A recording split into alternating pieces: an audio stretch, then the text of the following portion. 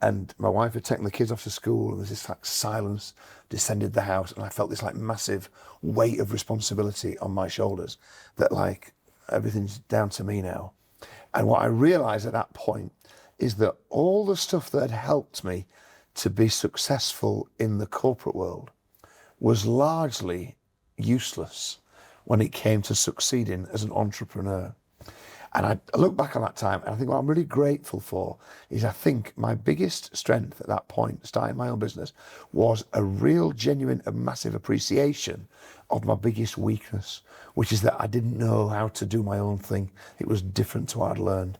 But I figured, well, there's people out there that must know this stuff.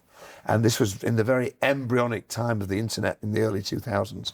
We had dial-up modems and things, but I got stuck in and I found people online initially, a lot of people overseas, in America in particular, who knew how to build businesses. And I started to learn and pay attention.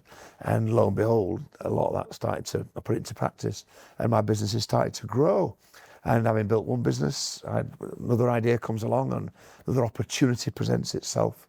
And so we grew, and over the first 10 years or so, managed to grow 10 separate £1 million plus businesses, built a team, got some offices, really became proper in how I would think about it. But it all came from me having that recognition and awareness that, I've got a lot to learn here. This is not not my normal space, not my happy space. So now you work with a lot of UK small businesses. What is there a common denominator that small businesses always struggle with? Well, I think there is. I think there's. It's quite a long list, I think. Sure.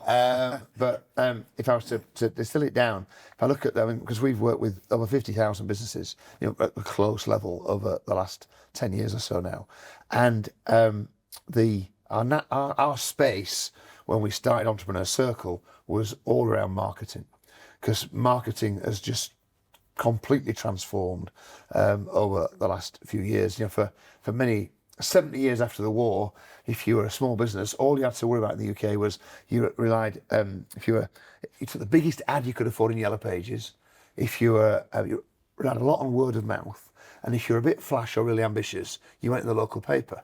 And that was all you had to do. There was nothing else kind of mattered. But of course now that's completely different. Yellow Pages is dead.